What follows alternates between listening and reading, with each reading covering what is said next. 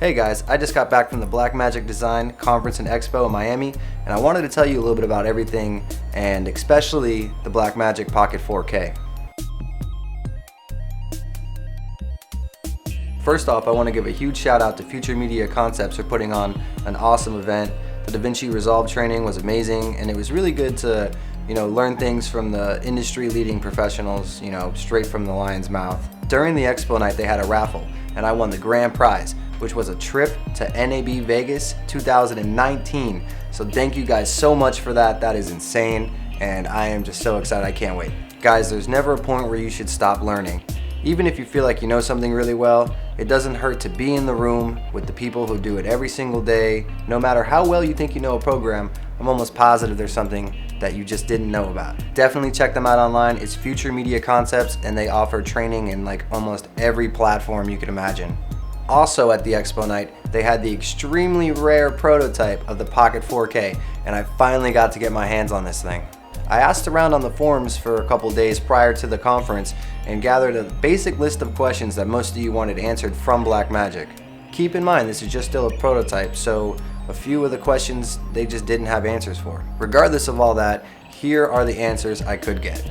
In regards to gimbals, they could not confirm that the Pocket will actually fit on the Ronin S yet, or the Zion Crane 2, but they did say that it's very likely that Ronin will probably make some kind of accessory plate to make it fit if it doesn't already. In my opinion, Ronin's been really good about that in the past. They made the extended arms for the Ursa Mini and other longer cameras, so they've been pretty good at adjusting to what the market's putting out.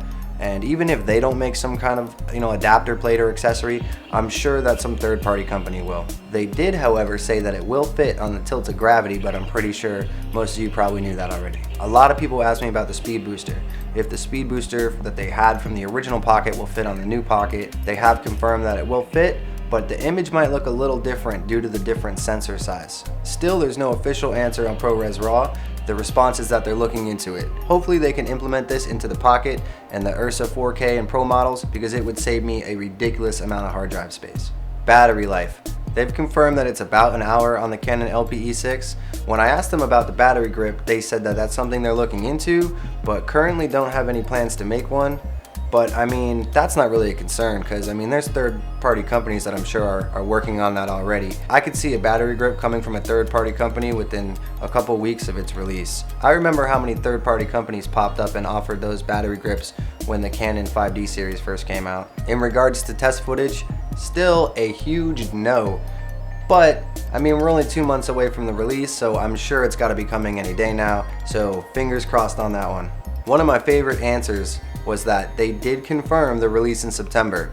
As far as they know, everything's still on track, so if you placed your pre-order, you should be receiving in September at least the first batch that's made. Those things normally have some kind of a queue. I remember when I ordered my 4.6, it took a lot longer because I was in like the second batch that was made.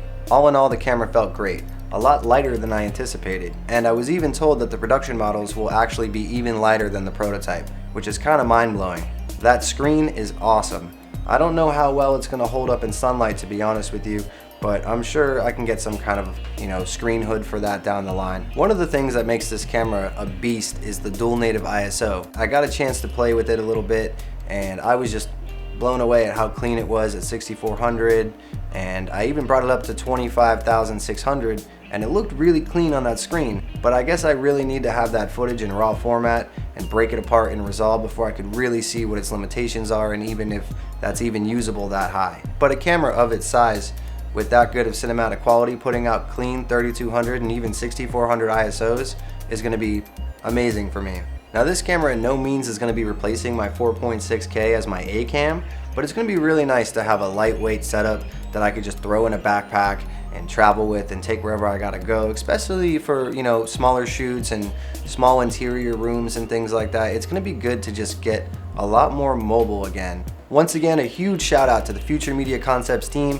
I'm so stoked to be going to NAB next year, and thanks again to the Blackmagic staff that came and gave us some really good insight into DaVinci Resolve 15.